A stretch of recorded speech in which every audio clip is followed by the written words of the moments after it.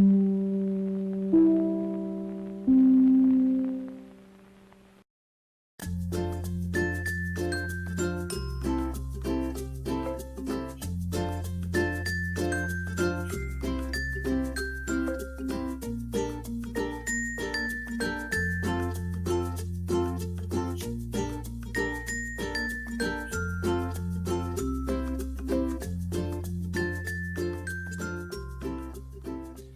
kids, my name's Old Man John, and I'm here to read to you today. Hopefully we'll get to do these readings a lot more, but today is our first one. And being our first one, I wanted it to be something really special. So today, we're going to be reading a story that's been my favorite since I was a child. It's called The Value of Believing in Yourself. The story of Louis Pasteur. And it's a value tale by Spencer Johnson, MD. So let's begin. The value of believing in yourself.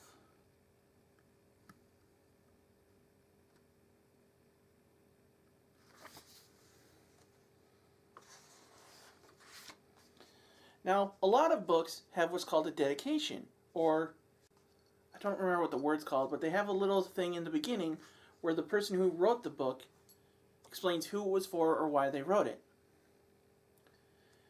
Now, this book was dedicated to the author's dad. So it was Spencer Johnson's father, J.O. Johnson. Now, this is a tale about a person who believed in himself, Louis Pasteur. The story that follows is based on events in his life. More historical facts about Louis Pasteur can be found on page 61.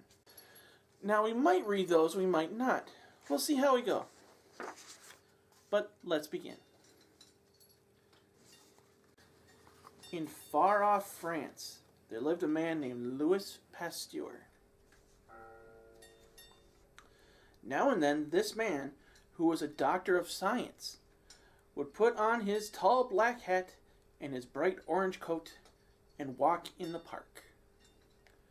I believe I can, he would say to himself as he went along. What do you think it was that Louis Pasteur believed he could do?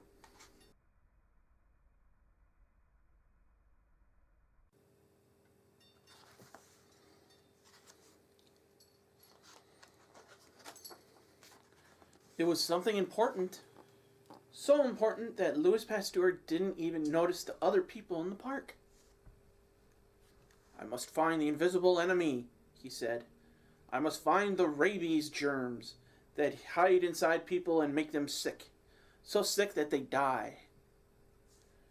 Once I find that invisible enemy, I'll think of a way to kill it. Then sick people will be well again. Louis Pasteur sat on a bench and thought about that invisible enemy. I just know I can do it, he said.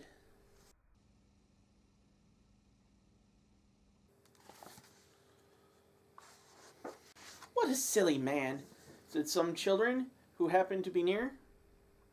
If an enemy is invisible, that means no one can see it. If no one can see it, no one can find it. Louis Pasteur pretended that he didn't hear those nosy children. He hurried to his laboratory on Ulm Street in Paris, where he worked every day.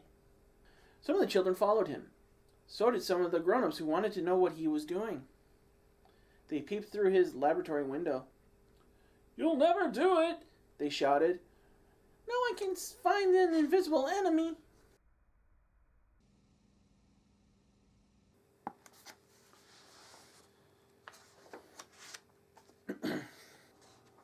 Louis Pasteur didn't care what the children thought. He didn't care what the grown-ups thought either. He believed in himself. "I know I'm right," he said. "I'm sure I can do it." So he believed in himself. He kept on working. He kept on doing what he thought was right. It was hard work, but Louis Pasteur was happy.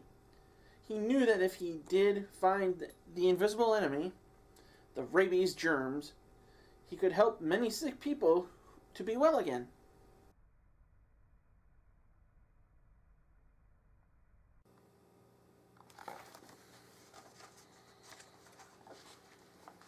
While the mean children laughed and poked fun at Louis Pasteur, who was working on his laboratory in France, a little boy was laughing and poking a stick at a poor sick dog in another land far away, a land called Germany. The boy's name was Joey. He wasn't really a cruel little boy. He was just thoughtless, as children sometimes are, and he liked to tease, as children sometimes do. Soon Joey could see that the dog was very mad. He even had white foam coming around his mouth. Foam like whipped cream. He tried to bark as if to say, "Stop it! Stop it!" But he couldn't bark. Something was wrong. Do you know what was wrong?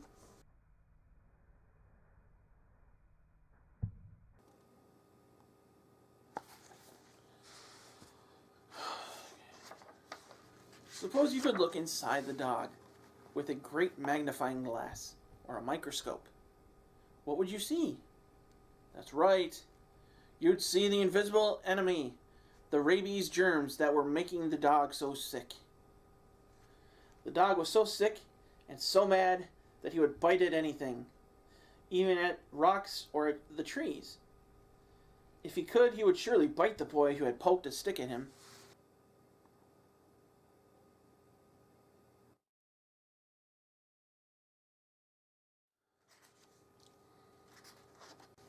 When Joey went off, he didn't notice one very important thing. Can you see what the thing is? Yes, it was the gate. The gate in the fence had come open. The mad, sick dog could get out. He could run after Joey and bite him.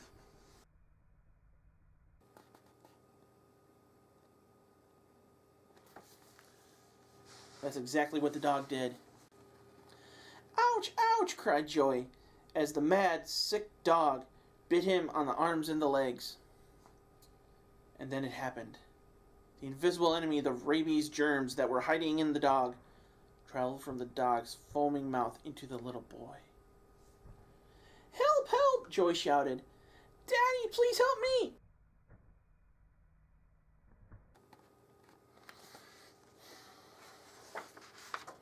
Joey's father heard, and he ran out of his cottage to see what was the matter. When he saw the dog biting his little boy, he was terribly afraid. Yes, he was a big, strong man, but he was afraid. Sometimes even daddies are afraid. But Joey's father was brave. He ran towards the dog. "Get away! Get away!" he shouted at the dog. He waved his arms and stamped his feet. The dog ran off.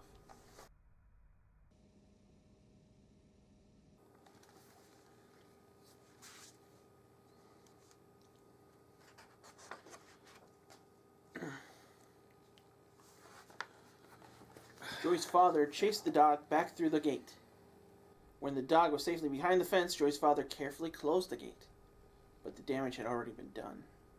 The little boy was lying on the ground, crying and bleeding. He had been bitten 14 times. "I'm afraid my boy is going to be very sick," said Joey's father to himself.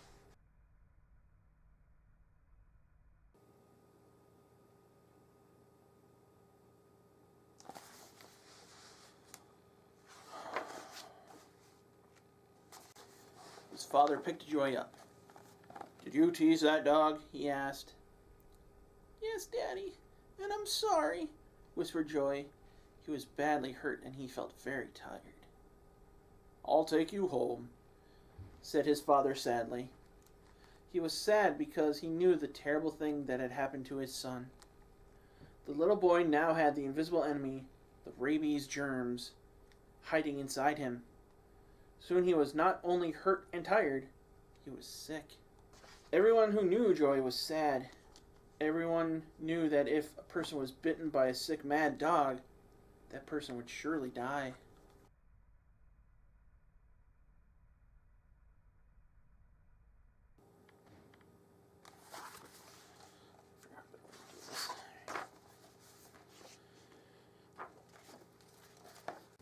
Before long, the sick dog died. It was very quiet in Joey's home. His parents did not know how to help Joey. They could only wait. Then one day there was news. Joey's mother saw it first, and she shouted for joy. Wonderful, wonderful, she cried. How could she think anything was wonderful when her little boy was dying? What do you think she had read in the newspaper?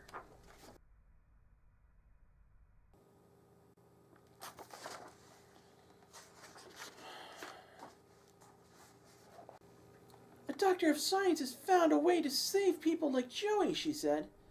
He says sick people like Joey have been invaded by an invisible enemy. He has found the enemy, and he has also found a way to kill it. Do you know who that man was? Of course. It was Louis Pasteur, the man who believed in himself. He had known he was right, and he had done what he set out to do. Father, we'll need a carriage, said Joey's mother. We must take Joey to Paris to see Dr. Louis Pasteur. Perhaps he can save Joey's life.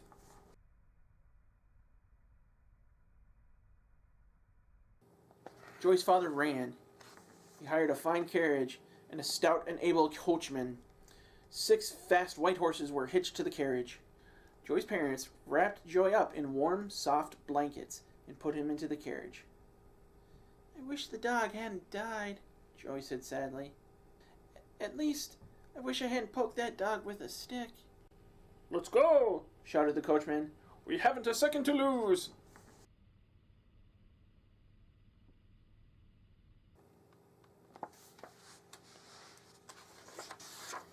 Hurry, said Joey's mother, as the horses galloped down the long, long road to Paris.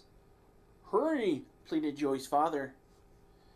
Even the trees beside the road seemed to whisper, Hurry, hurry, faster, faster. They were tired and dusty when they arrived at Louis Pasteur's door. But they were happy to be there. They knocked and Louis Pasteur opened the door and welcomed them.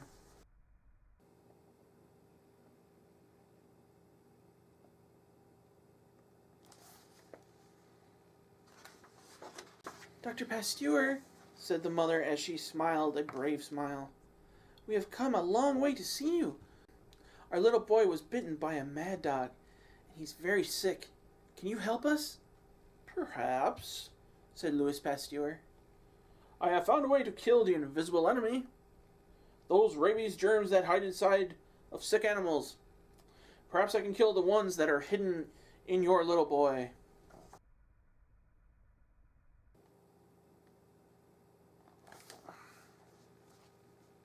I've invented a vaccine, explained Louis Pasteur. In my vaccine are magical soldiers with bright eyes that can see in the dark. When they see the invisible enemy inside of Joey, my magical soldiers, who are very strong, will kill that enemy. Joey had been put in bed.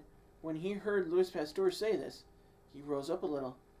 Dr. Pasteur, he said, do you mean your magical soldiers will be inside of me? Yes, said Louis Pasteur. Joey looked puzzled. But how will they get in there?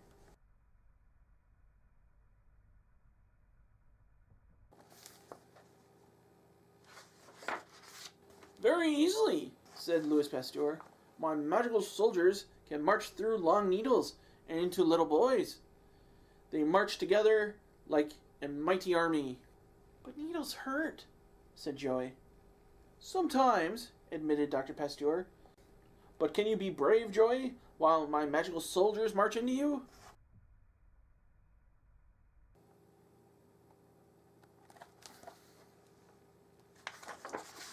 I'll be very brave, promised Joey. Then you'll be the very first person to have a shot of my rabies vaccine, said Louis Pasteur. This worried Joey's father. The very first person? He wondered. Will it be dangerous? Are you sure your vaccine will work on a little boy? I believe it will, said Louis Pasteur, and he gave Joey his shot. The magical soldiers marched into the little boy.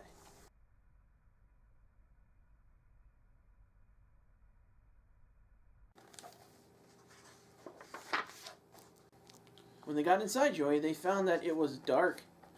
The magical soldiers peered here and there with their magical eyes. At last, they spotted the enemy, those rabies germs that had always been invisible until now. At first, they saw only 12. Can you see them too? They knew that there were really millions of germs inside Joey. You'll never beat us, said the terrible germs. Yes, we will, cried the magical soldiers.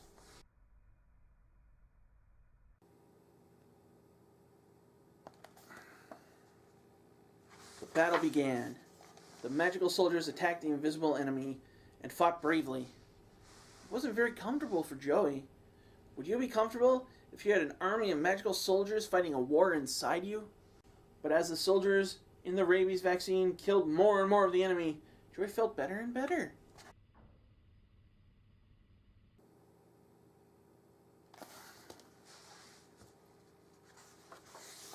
When the last of the enemy had been beaten, Joey felt well. So well that he jumped out of bed and danced around in a circle with his mother and his father, and of course Dr. Louis Pasteur, who felt as much like dancing as any of them. Hurrah! Hurrah! They all shouted. Then Joey thanked Louis Pasteur and rode back home to Germany in the carriage with his mother and father. In Joey's village, the people lined the street. They laughed and waved to Joey. Everyone was so happy he was alive. Even the yellow sun in the sky seemed happy.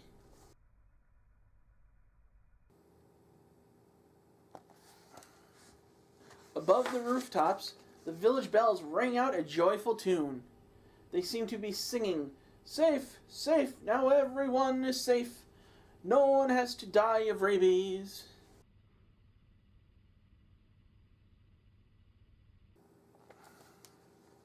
Meanwhile, back in France where he lived and worked, many people now wanted to talk to Dr. Pasteur. "Dr. Pasteur," said some of the children, "we think you are wonderful. You found the cure for rabies." "Yes, I did," smiled Dr. Pasteur. "I'm very happy. But do you know what made me feel so good while I was trying to find the cure?"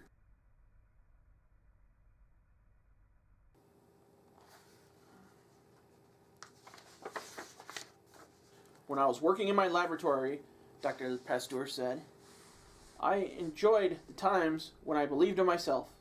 In those days, I didn't always succeed, but even if I didn't, it always felt good to believe that I could."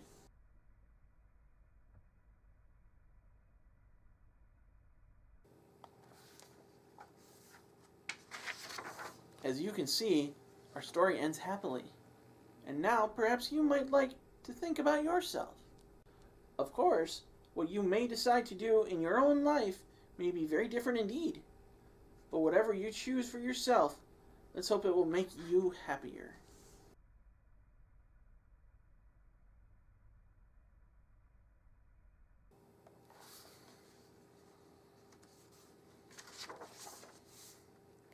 Just like our good friend, Louis Pasteur.